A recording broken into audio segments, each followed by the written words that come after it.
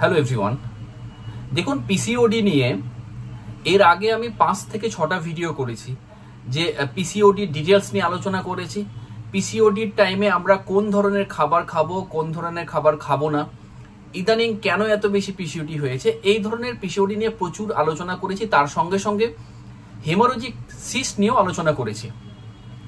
প্রত্যেকটা ভিডিও আমি ডেসক্রিপশনে লিঙ্ক দিয়ে দেবো, আপনারা যদি না দেখে থাকেন তাহলে অবশ্যই দেখবেন। আজকের যে আলোচনাটা পিসিওডি তো ডেফিনেটলি, কিন্তু এই যে পিসিওডি হচ্ছে, আমরা পিসিওডি হওয়ার অন্তত 6 মাস আগে থেকে কি কি লক্ষণ আমরা বুঝতে পারবো, এবং 6 মাস আগে থেকে যে এই টোটাল 10টা লক্ষণ যেটা আছে, টোটাল 10 রকম লক্ষণ নিয়ে আলোচনা করব।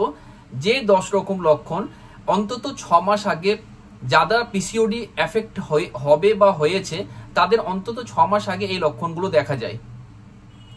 তো 6 মাস আগে যদি লক্ষণ দেখা যায়, তাতেই যদি আমরা ট্রিটমেন্ট শুরু করে দিই, তাহলে পিসিওডি হওয়ার আগেই কিন্তু পিসিওডি সমস্যা সমাধান হবে। তার সঙ্গে আলোচনা করব অবশ্যই যে এর পেছনে কিছু কারণ আছে, যে কারণগুলো আলোচনা করব, এবং মোস্টলি ইম্পর্টেন্ট যেটা হচ্ছে ট্রিটমেন্ট। হোমিওপ্যাথি কিছু ট্রিটমেন্ট আছে, কিছু মেডিসিন আছে, দারুণ রেসপন্স করে পিসিওডির ক্ষেত্রে। প্রত্যেকটা ওষুধের ডোজ এবং কিভাবে খাবে, খাবার নিয়ম, সমস্ত কিছু আলোচনা করব আজকে এই ভিডিওর মাধ্যমে। সবাইকে অনুরোধ করছি পুরো ভিডিওটা দেখার জন্য, তাহলে অবশ্যই পিসিওডি নিয়ে আশা করছি আর কোনো রকম টেনশন বা দুশ্চিন্তা থাকবে না। আমি doctor MDS Azam, consultant homeopathy physician, BHMS honours, medical officer, Kaliachak 3 rural হাসপাতাল। দেখুন, পিসিওডি যদি আমি এক বাক্যে সংজ্ঞা বলি বা ডেফিনেশন বলি, এটা একটা হরমোনাল ডিসঅর্ডার বলতে পারেন। এটা বেসিক্যালি কি হয়, প্রচুর ওভারিতে ইমম্যাচিওর এবং ম্যাচিওর কিন্তু ফলিকলস প্রচুর থাকে, এবং যেটা এগ বলা হয়, প্রচুর ম্যাচিওর ইমম্যাচিওর, সেইগুলো একটা টাইমে গিয়ে সিস্টে পরিণত হয়, এবং সেই সিস্ট থেকে কি হয়, হরমোনাল একটা ইমব্যালেন্স হয়, এবং হরমোনাল ইমব্যালেন্স কি হয়, স্পেশালি মেল হরমোন জেনারেট হয়। এটি হচ্ছে পিসিওডির একটা সংজ্ঞা। তার মানে পিসিওডিতে প্রচুর আমাদের নর্মালি একটা টাইমের পরে, মাসিকের অন্তত 14 দিন পরে আমরা জানি যে আমাদের ওভারি থেকে এগ বেরোয়, এবং সেটা যদি কনসিভ না করে, যদি প্রেগনেন্সি না আসে, তাহলে সেটা অটোমেটিক রাপচার হয়ে কিন্তু পিরিয়ডসের মাধ্যমে বেরিয়ে যায়। এটা normal process of menstrual cycle বলতে পারে। তার জন্য এফএসএইচ এবং এলএইচ হরমোন খুবই রেসপন্সিবল, তার সাথে সাথে ইস্ট্রোজেন হরমোন এবং প্রোজেস্টেরন রেসপন্সিবল প্রচুর আছে।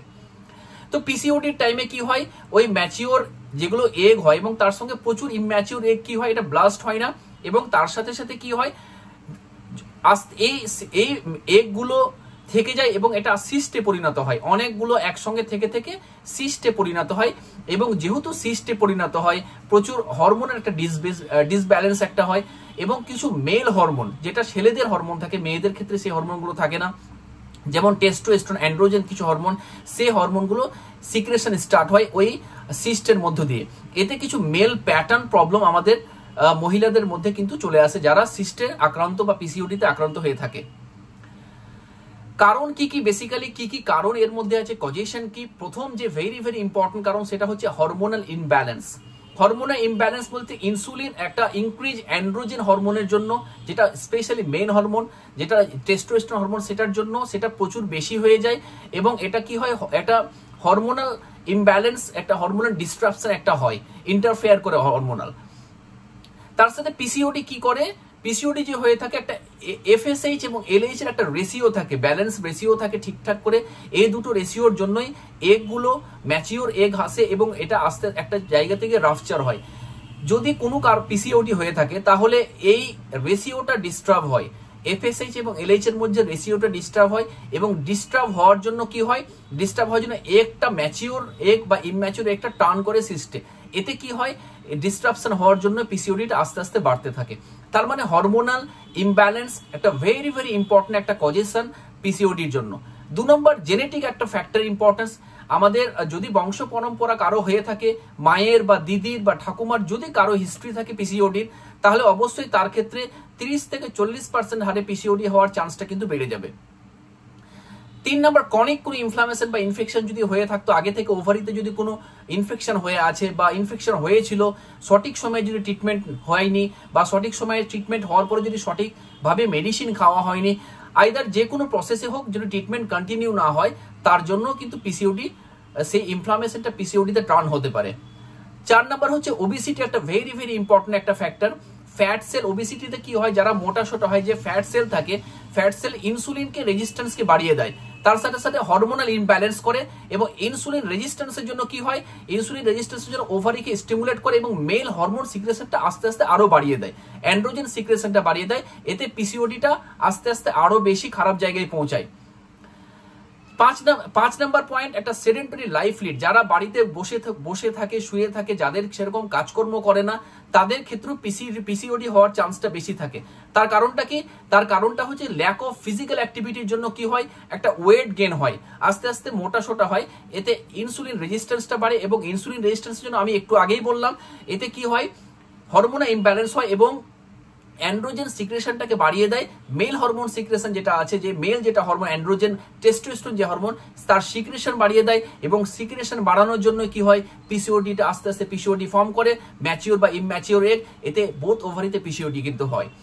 6 নাম্বার ভেরি ভেরি ইম্পর্টেন্ট, যে এখনকার সিচুয়েশনে হচ্ছে diet in sugar, high sugar এবং প্রসেস ফুড, যারা প্রচুর মিষ্টি জাতীয় খাবার খায় এবং প্যাকেটিং ফুড যারা খাচ্ছে, তাদের ক্ষেত্রেও এই ধরনের পিসিওডি বা পিসিওএস হওয়ার চান্সটা কিন্তু বেশি থাকে।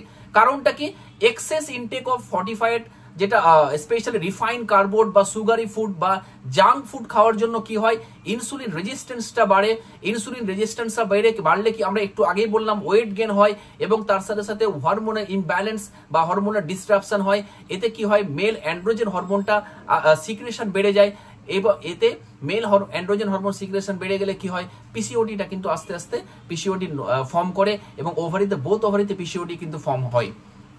তো এটা হচ্ছে 6 নাম্বার পয়েন্ট। 7 নাম্বার ইমোশনাল একটা স্ট্রেস, ভেরি ভেরি ইম্পর্টেন্ট। এখনকার সিচুয়েশনে ছোট বাচ্চা থেকে শুরু করে মিডিল এজ বা ওল্ড এজ যারাই বলুন না কেন, একটা স্ট্রেস বা ইমোশনাল অ্যাংজাইটি বা ডিপ্রেশনে আমরা সবাই রীতিমতো থাকি।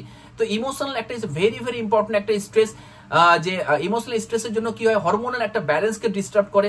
কারণটা কি, তার কারণ যখন ইমোশনাল কোন স্ট্রেস হয়, আমাদের একটা হরমোন সিক্রেশন বাড়ে, সেটার নাম হচ্ছে কর্টিজল হরমোন। কর্টিজলের কাজটা কি, ওটা এফেক্ট করে ইনসুলিনকে, ডিরেক্টলি ইনসুলিন রেজিস্ট্যান্সকে বাড়িয়ে দেয়। তার সাথে সাথে কি, রিপ্রোডাক্টিভ হরমোন লেভেলটাও কিন্তু আস্তে আস্তে, রিপ্রোডাকশনটাও আস্তে আস্তে কিন্তু, যে হরমোনগুলো থাকে সেই হরমোনগুলো ডিসরাপশন কিন্তু আস্তে আস্তে হয়, এবং মেল অ্যান্ড্রোজেন হরমোনটাও কিন্তু বাড়ে। তো ইমোশনাল স্ট্রেস একটা ভেরি ভেরি ইম্পর্টেন্ট ফ্যাক্টর বলতে পারেন এই প্রবলেমের জন্য। ইমোশনাল স্ট্রেসের জন্য পিসিওডি লেভেলটা বাড়ে, বা পিসিওডি যে বোথ ওভারিতে কিন্তু আস্তে আস্তে বাড়তে থাকে। এটা হচ্ছে 7 number point. 8 number environmental toxin, একটা ভেরি ইম্পর্টেন্ট ফ্যাক্টর। দেখুন, আমরা এখন যেখানে বাস করি না কেন, এত কলকারখানা বা টক্সিক এত বেশি আমাদের রাস্তাঘাটে যেখানে হোক না কেন, যে পর্যায়ে পৌঁছাচ্ছে, আমাদের কিন্তু আস্তে আস্তে এই জায়গা এভাবে আমাদের ম্যাক্সিমাম কিছু প্রবলেম আমাদের আসে, অনেক সমস্যা, তার মধ্যে পিসিওডি কিন্তু আসে। এটা কিন্তু আমরা কোনো রকম ভাবে গুরুত্ব দিতে চাই না, কিন্তু রাস্তাঘাটে স্পেশালি কি হয়, এক্সপোজার টু এন্ডোক্রিন ডিস্টার্বিং কিছু কেমিক্যাল থাকে, এন্ডোক্রিন হরমোনকে ডিস্টার্ব করে যেসব কেমিক্যাল, তার মধ্যে কি প্লাস্টিক জাতীয় পেস্টিসাইড কিছু পাওয়া যায় আমাদের এনভায়রনমেন্টে। এতে কি হয়, এটা হরমোনাল লেভেলকে এফেক্ট করে, এতে হরমোনাল লেভেলকে ডিসরাপশন করার জন্য মেল হরমোন সিক্রেশন বাড়ে, তার সাথে সাথে এফএসএইচ এবং এলএসএইচ রেশিওটা ডিস্টার্ব হয়, ইস্ট্রোজেন লেভেলটা ডিস্টারপশন হয়, এতে পিসিওডিটা ম্যাচিওর বা ইমম্যাচিওর যা এগগুলো যে সিক্রেশন হয় ওভারি থেকে, সেটা কিন্তু সিস্টে ফর্ম করে, যেটা পিসিওডি আকারে কিন্তু আমরা দেখতে পাই। এটা হচ্ছে 8 নাম্বার পয়েন্ট। 9 নাম্বার পয়েন্ট হচ্ছে বার্থ কন্ট্রোল মিসইউজ বা হরমোনাল ড্রাগ ওভার ইউজ আমরা যারা করি, তাদের ক্ষেত্রে এই প্রবলেম কিন্তু বেশিরভাগ দেখতে পাই। তার মানেটা কি, আমরা হয়তো দেখা যায় নিউলি ম্যারিড কাপল হয়তো কেউ আছে, বার্থ কন্ট্রোল আমরা কোনো রকম ভাবে কোনো ডক্টরের সাথে পারমিশন না নিয়ে বা ডক্টরের অ্যাডভাইস না নিয়ে হয়তো দোকান থেকে আমরা নিয়ে চলে এলাম বার্থ কন্ট্রোল, সেটা দিব্যি আমরা খেয়ে যাচ্ছি 2 বছর 3 বছর 4 বছর যতদিন হয়তো খাচ্ছি, বাচ্চা না নেওয়ার জন্য দিব্যি খেয়ে যাচ্ছি। এতে কি হয়, ওভার ইউজ মিসইউজ হওয়ার জন্য হরমোনাল ইমব্যালেন্স হয়, এফএসএইচ এলএইচ ডিসরাপশন হয়, এবং ইস্ট্রোজেন প্রোজেস্টেরন ডিসরাপশন হয়, অ্যান্ড্রোজেন হরমোন সিক্রেশন বেড়ে যায়। এতে কিন্তু পিসিওডি ম্যাচিওর বা ইমম্যাচিওর এগগুলো কিন্তু পিসিওডি আকারে ফর্ম করে ওভারিতে, এবং বোথ ওভারিতে পিসিওডি কিন্তু ফর্ম হয়। তো টোটাল 9টা যে কারণ বললাম, ভেরি ভেরি ইম্পর্টেন্ট কারণ, এগুলো ডিটেলসটা নিয়ে আলোচনা করলাম, যে টোটাল আমাদের পিসিওডি মেয়েদের ক্ষেত্রে হওয়ার জন্য যে 9টা কারণ, এবং তার ডিটেলসটা নিয়ে আলোচনা করলাম। ভেরি ভেরি ইম্পর্টেন্ট কারণ, আমরা যদি প্রিভেন্ট করতে থাকি, তাহলে যে 9টা কারণ বলেছি সেই কারণগুলোর সঙ্গে সঙ্গে প্রিভেন্ট করলে অবশ্যই পিসিওডি কিন্তু আমাদের খুব তাড়াতাড়ি রেহাই পাবো পিসিওডি থেকে। এবার আমরা আলোচনা করব যে অন্তত 6 মাস আগে যে ধরনের লক্ষণগুলো দেখা যায়, টোটাল 10 ধরনের লক্ষণের কথা আলোচনা করব। অন্তত 6 মাস আগে থেকে পিসিওডি হওয়ার আগের 6 মাস আগে থেকে এই 10 ধরনের লক্ষণ কিন্তু আমরা দেখতে পাই।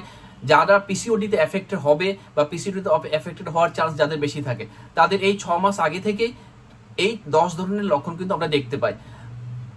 প্রথম যে ভেরি ভেরি ইম্পর্টেন্ট, একটা ইরেগুলার পিরিয়ডস, মাসিকের একটা ইরেগুলারিটি, এটা 6-7 মাস আগে থেকে কিন্তু যারা পিসিওডিতে এফেক্ট হবে 6-7 মাস আগে থেকে কিন্তু আস্তে আস্তে হতে শুরু করে।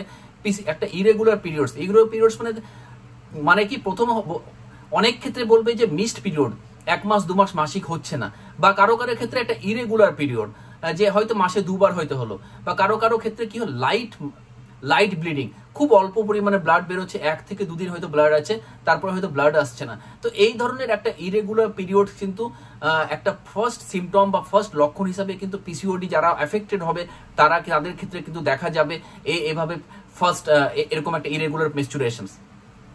2 নাম্বার হচ্ছে excess facial and body hair, যেটা হার্সুটিজম বলা হয়। এক্সেস একটা হঠাৎ করে হয়তো আমাদের একটা আনওয়ান্টেড জায়গাতে ফেসিয়াল একটা হেয়ার চলে আসছে, বা বডিতে কোনো হেয়ার চলে আসছে, বা অ্যাবডোমিনাল রিজনে চুল আস্তে আস্তে গজাতে শুরু করছে, এটা একটা আনওয়ান্টেড হেয়ার, এক্সেস ফেসিয়াল একটা ওয়ান্টেড হেয়ার গজাতে শুরু করে। এটা আমরা অন্তত 6 থেকে 7 মাস আগে থেকে আমরা দেখতে পাবো। আমরা যদি প্রথম থেকে এটা লক্ষ্য করি তাহলে যে ট্রিটমেন্টে যায়, তাহলে ডেফিনেটলি পিসিওডি 100% সলভ হবে। 3 নাম্বার হচ্ছে একটা পারসিস্টেন্ট অ্যাকনি। তার মানে এটা কি, একটা লং টার্ম অন্তত দেখতে পাচ্ছি যে মাস 3 থেকে বা 4 থেকে একটা ব্রণ মুখের মধ্যে হচ্ছে, যেটা কোনো রকম ভাবে ওষুধে কিন্তু সম্পূর্ণ সারছে না, ওষুধ দিলেও কোনো নো রেসপন্স, কমপ্লিট রেজিস্ট্যান্স হচ্ছে মেডিসিনে, কোনো রকম কোনো ওষুধে কাজ করছে না ট্রিটমেন্টে। স্পেশালি ফেসিয়াল, জ লাইন, চিক, এরকম রিজনে সব থেকে বেশি দেখা যায় যে কন্টিনিউ একটা ফিক্সড একটা অ্যাকনি বা ব্রণ দেখতে পাই। যদি এর ধরনের সমস্যা হয় তাহলে আপনি পিসিওডিতে কিন্তু এফেক্ট হতে পারেন বা হয়ে গেছেন, এরকম একটা লক্ষণ কিন্তু থাকতে পারে। 4 number, weight gain and difficulty losing weight. এটা একটা ভেরি ভেরি ইম্পর্টেন্ট সিমটম, যে হঠাৎ করে দেখা যাচ্ছে আপনি ভালো ছিলেন, বিয়ের পর থেকে হঠাৎ করে 3 মাস কি 5 মাস পর থেকে হঠাৎ করে আস্তে আস্তে ওজন বাড়তে শুরু হয়েছে আপনার, এবং ওজন কমাতে চেষ্টা করছেন কিন্তু ওজন কমছেই না। আপনি খাওয়া দাওয়া ছেড়ে দিয়েছেন, রাতে হয়তো কমপ্লিটলি খাওয়া বন্ধ, তবুও ওজন কমছে না। তখনই আপনার ভাবতে হবে যে আপনি হয়তো পিসিওডিতে এফেক্ট হবেন বা পিসিওডিতে এফেক্ট হয়ে গেছেন। তখনই একটু সিনসিয়ারলি যদি আপনি যদি ডক্টরের সঙ্গে কনসাল্ট করুন, তাহলে ডেফিনেটলি আপনার প্রবলেম খুব তাড়াতাড়ি সলভ হবে। তো স্পেশালি কোন রিজনে ওয়েটটা গেন হবে, মোটাসোটা অ্যাবডোমিনাল, সেন্ট্রাল ওবেসিটি বলা হয়, অ্যাবডোমিনাল রিজনটা ফোলা, মনে হবে যে সবসময় 4-5 মাস কি 6 মাসের প্রেগনেন্সির মতো ফুলে থাকবে, পিরিয়ডস হবে না, এরকম একটা হিস্ট্রি কিন্তু রুগীরা আমাদের ক্ষেত্রে দেবে। 5 নাম্বার, একটা ভেরি ইম্পর্টেন্ট থিনিং হেয়ার বা হেয়ার লস, সব থেকে ভেরি ভেরি ইম্পর্টেন্ট, যে হঠাৎ করে অ্যাডোলেসেন্স হয়েছে, মাসিক শুরু হয়েছে হয়তো 18 কি 19 বছর বয়স কি 20 বছর বয়স, প্রচন্ড মাথার চুল পড়ছে, মাথার চুলগুলো পাতলা হয়ে যাচ্ছে, এমনকি টাকের মতো পড়ে যাচ্ছে, এরকম একটা হিস্ট্রি আমাদের রুগীরা দেবে। ভেরি ভেরি ইম্পর্টেন্ট সিমটম, একটা প্রিভিয়াস ভেরি একটা অ্যালার্টিং সিমটম বলতে পারেন, যে পিসিওডি হওয়ার আগের সিমটম বা পিসিওডি হয়ে গেছে, এরকম একটা সিমটম আমাদেরকে পেশেন্ট হিস্ট্রি দেবে। আপনার যদি এরকম মনে হয় যে থিনিং হেয়ার বা হেয়ার পড়ছে, তাহলে অবশ্যই আপনি অ্যাজ আর্লি অ্যাজ পসিবল ডক্টরের সঙ্গে কনসাল্ট করুন। এবার কি হচ্ছে, ডার্ক স্কিন একটা প্যাচ দেখতে পাওয়া যায়। স্পেশালি ডার্ক স্কিন প্যাচ কোথায় হয়, চোখের নিচে একটা প্যাচ হচ্ছে, একটা গলার পেছন দিকে একটা কালো হয়তো স্কিনের মতো প্যাচ, কোনো রকম ভাবে হয়তো অয়েন্টমেন্ট লাগাচ্ছেন বা কোনো ময়েশ্চারাইজার বা কোনো ক্রিম লাগাচ্ছেন, কোনো রকম ভাবে যাচ্ছে না, বা কুচকিতে হয়ে আছে, বা ব্রেস্টের নিচের দিকটাতে পুরো হয়তো কালো প্যাচের মতো হয়ে আছে, কোনো রকম ভাবে যাচ্ছে না। এটা very very important previous symptom বলতে পারেন, একটা অ্যালার্টিং সিমটম বলতে পারেন যে পিসিওডির জন্য। এটা একমাত্র হয় হরমোনাল ইমব্যালেন্সের জন্য, এটা হচ্ছে যে হরমোনের ডিস্টার্বের জন্য বেশিরভাগ ক্ষেত্রে এটা দেখা যায়। মেল অ্যান্ড্রোজেন হরমোন যেহেতু আসে বেড়ে যায়, তার জন্য এটা ডার্ক প্যাচটা আমরা দেখতে পাই। এরকম যদি সিমটম দেখতে পান তাহলে অ্যাজ আর্লি অ্যাজ পসিবল ডক্টরের সঙ্গে কনসাল্ট করুন। 7 নাম্বার, ওয়াইলি স্কিন এবং তার সাথে ড্যান্ড্রাফ একটা প্রচুর হয়। এটা স্পেশালি হয় ডিউ টু হরমোনাল ইমব্যালেন্স, একটা বেসিক্যালি সেটার জন্য হয়। তার কারণটাই হচ্ছে স্পেশালি এটা হওয়ার কারণটাই হচ্ছে যে একটা মেল অ্যান্ড্রোজেন হরমোনের জন্য এবং তার সাথে সাথে এফএসএইচ এলএসটা ডিস্টার্ব হয়, তার জন্য এই সমস্যা কিন্তু আমরা দেখতে পাই। 8 নাম্বার পয়েন্ট, একটা মুড সুইং করে, অ্যাংজাইটি এবং ডিপ্রেশন একটা প্রবলেম কিন্তু আছে। Mood swing, anxiety, depression very very important. এটা স্পেশালি হয় ডিউ টু হরমোনাল ইমব্যালেন্সের জন্য, এটা বেসিক্যালি দেখা যায় মুড সুইং এর জন্য। যেহেতু মেল অ্যান্ড্রোজেন হরমোনটা আসে, মেল অ্যান্ড্রোজেন হরমোনের জন্য কিছু সিক্রেশন বাড়িয়ে দেয়, তার সাথে এফএসএইচ এলএইচ রেশিওটা ডিস্টার্ব হয়, তার জন্য প্রচুর কুইক মুড সুইং করে। আপনি দেখবেন হঠাৎ করে আপনি ভালো ছিলেন, হয়তো মুহূর্তের মধ্যে হয়তো রাগ হচ্ছে, মুহূর্তের মধ্যে হয়তো ডিপ্রেশন চলে আসছে, মুহূর্তের মধ্যে হয়তো কান্না হচ্ছে, এরকম একটা মুড সুইং কিন্তু কনস্ট্যান্টলি দেখতে যদি পান, তাহলে আপনি অ্যালার্ট হন, আপনি এটা অ্যালার্টিং সিমটম অফ পিসিওডি ভাবতে পারেন। 9 নাম্বার ভেরি ইম্পর্টেন্ট, ফ্যাটিক, একটা প্রচুর এবং লো এনার্জি, কোনো রকম এনার্জি নেই, আপনি খাওয়া দাওয়া করছেন, সবই করছেন, হয়তো 2 পা হাঁটলেন মনে হচ্ছে কত আমি হেঁটেছি, একটু সিঁড়ি দিয়ে উঠলেন আর হাঁটতে পারছেন না, ইয়াং আছেন তবু প্রচন্ড ক্লান্ত হয়ে যাচ্ছেন। এটা স্পেশালি হওয়ার কারণটা হচ্ছে ডিউ টু ইনসুলিন রেজিস্ট্যান্স, তার সাথে সাথে হরমোনের ইমব্যালেন্সের জন্য এটা বেসিক্যালি দেখা যায়।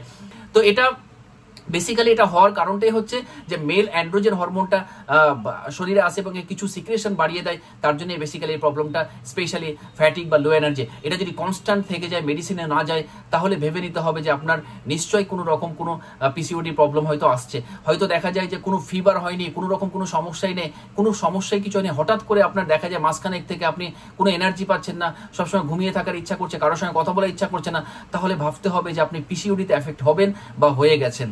এটা হচ্ছে 9 number point. 10 number very very important, infertility. Infertility specially এটা হওয়ার কারণ মেন হরমোনের জন্য এবং এফএসএইচ এলএইচটা ডিস্টার্ব হওয়ার জন্য।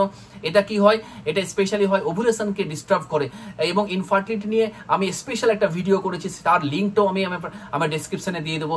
এটা ভেরি ভেরি ডিটেলস আপনি দেখে নেবেন যে ইনফার্টিলিটি হলে কি হয় এবং কিভাবে আমরা ইনফার্টিলিটি থেকে ফার্টিলিটি করতে পারবো, বাচ্চা আসতে পারে, সো আর ডিটেলসটা বলা আছে। তো টোটাল যে 10 ধরনের লক্ষণের কথা বললাম, ভেরি ভেরি ইম্পর্টেন্ট 10টা লক্ষণ।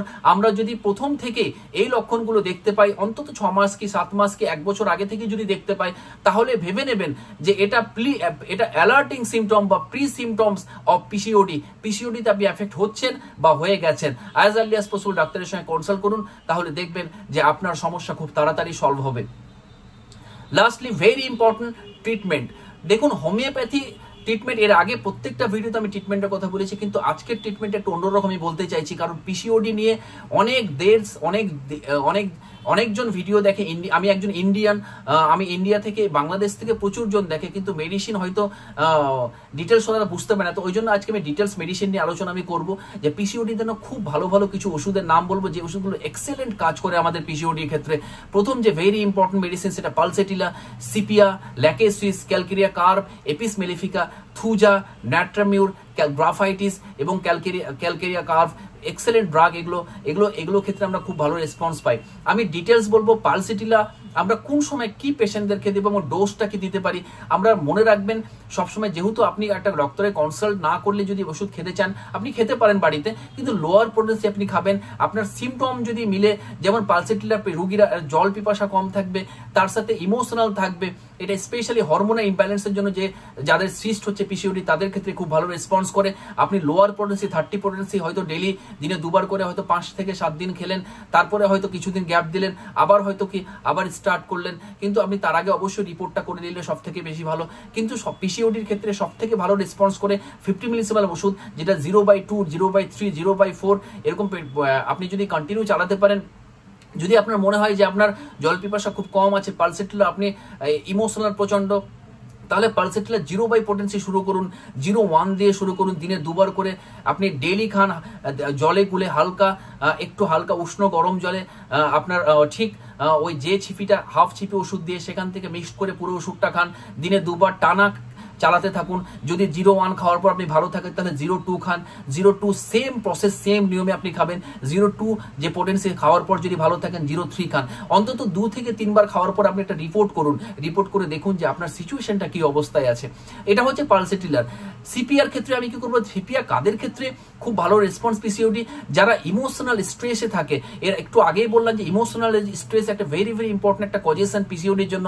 যারা ইমোশনাল স্ট্রেস, অ্যাংজাইটি, ডিপ্রেশনে থাকে, তাদের জন্য পিসিপিআ এক্সেলেন্ট ড্রাগ। যদি আপনার মনে হয় যে আপনি পিসিওডিতে এফেক্ট হয়ে গেছেন, আপনি খুব ইমোশনাল, আপনি ডিপ্রেসড, আপনি খুব স্ট্রেসে আছেন, তাহলে ডেফিনেটলি সিপিআ খান।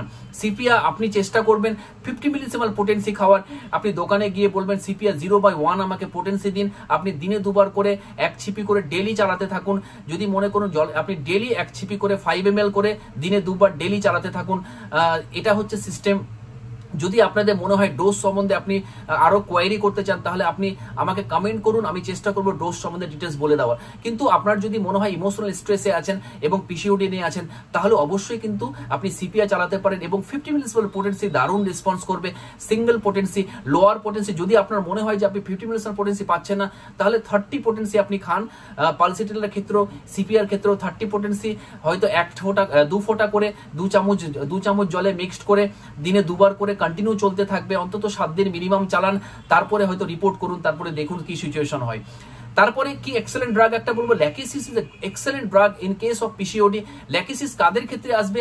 যেসব মেয়েরা একটু বেশি মিশতে ভালোবাসে, একটু বেশি কথা বলতে ভালোবাসে, ফ্রেন্ড সার্কেল যাদের বেশি আছে, তার সাথে যাদের লেফট ওভারিতে হয়তো এফেক্ট বেশি হওয়ার চান্স থাকে, লেফট সাইডে হয়তো প্রবলেম সব থেকে বেশি হওয়ার চান্স থাকে ইজিলি। পিসিওডির সঙ্গে হয়তো হাতের তালা পায়ের তালা হয়তো প্রচন্ড গরম থাকে, জ্বালা থাকে, যারা হয়তো একটা স্নেকের ভয় বা স্নেকের একটা হয়তো ড্রিম দেখে স্বপ্ন, সেই ধরনের রুগীদের জন্য ল্যাকিসিস খুব ভালো রেসপন্স। এবং আমি বলবো 0/potency ল্যাকিসিস, সেম নিয়ম, যে আগের নিয়মগুলো সেম নিয়ম আপনি খেতে পারেন। যদি 0/potency 50 potency আপনি না পান, তাহলে নর্মালি 30 potency আপনি অন্তত দিনে 2 বার করে 2 ফোঁটা ওষুধ 2 চামচ হালকা উষ্ণ গরম জলে মিক্স করে দিনে 2 বার করে অন্তত 7 দিন খেয়ে গ্যাপ দিন, তারপরে আপনি দেখুন আপনি কেমন আছেন। নেক্সট পিরিয়ডে আপনি দেখুন। তারপরে ক্যালকেরিয়া কার্ব যে এক্সেলেন্ট ড্রাগ। ক্যালকেরিয়া কার্ব কাদের ক্ষেত্রে রেসপন্সিবল? যারা ওবিসিটি, প্রচুর মোটা সোটা যারা, তার সাথে এই ধরনের প্রবলেম আসবে, যারা শীত কাতুরে প্রচুর, অল্পতে সর্দি লাগার প্রবণতা একটুতে আছে, তার সাথে পিরিয়ডস এর ডিস্টার্ব হচ্ছে বা পিসিওডি হচ্ছে, তাদের ক্ষেত্রে ক্যালকেরিয়া কার্ব দারুণ রেসপন্স করে। তারা হয়তো ডিজায়ার অ্যাভারশন, আমরা যা জিজ্ঞাসা করি, ডিমের প্রতি খুব চাহিদা আছে, ডিম খেতে খুব পছন্দ, মোটা সোটা আছে, অল্পতে শীত কাতুরে আছে, তাদের ক্যালকেরিয়া কার্ব অবশ্যই খেতে পারেন। 0/potency হোক বা 0/potency আপনি যদি না পান, তাহলে সিম্পল 30 potency আপনি লোয়ার পোটেন্সি অন্তত 7 দিন দিনে 2 বার করে 2 ফোঁটা ওষুধ 2 চামচ গরম জলে হালকা মিক্স করে দিনে 2 বার করে অন্তত 7 দিন চালাতে থাকুন। তারপর নেক্সট পিরিয়ড আপনি দেখুন আপনি কেমন আছেন। তারপরে যদি আপনি ভালো থাকেন তাহলে কমেন্ট করুন, আমি অবশ্যই নেক্সট ডোজটা আমি বলে দেবো। তারপরে এপিস মেলিফিকা দারুণ মেডিসিন। কাদের ক্ষেত্রে ভালো রেসপন্স? যারা প্রচুর ডিপ্রেশনে থাকছে, প্রচন্ড গরম রুগী, গরম কাতুরে থাকতে পারে না, প্রচন্ড অল্পতে গরম রোজ সহ্য করতে না, স্পেশালি লেফট সাইডে এফেক্টেড, এবং সব থেকে ভেরি ইম্পর্টেন্ট থার্স্টলেস, জল পিপাসা প্রচন্ড কম। পালসিটিলার জল পিপাসা কম, কিন্তু পালসিটিলা শীত কাতুরে, সিপিআর শীত কাতুরে, কিন্তু এপিস মেলিফিকা প্রচন্ড গরম কাতুরে, প্রচন্ড মেজাজ, প্রচন্ড টেম্পার, সেসব রুগীদের ক্ষেত্রে এপিস মেলিফিকা দারুণ রেসপন্স করে। তাদেরকে বলবো যে আপনি 0/potency যদি পান, তাহলে অবশ্যই ভালো 0.1 থেকে স্টার্ট করুন দিনে 2 বার করে। যদি না পান 30 potency দিনে 2 বার করে 2 ফোঁটা ওষুধ 2 চামচ গরম জলে মিক্স করে দিনে 2 বার করে 7 দিন অন্তত খান। নেক্সট পিরিয়ড অবধি দেখুন আপনি কেমন আছেন।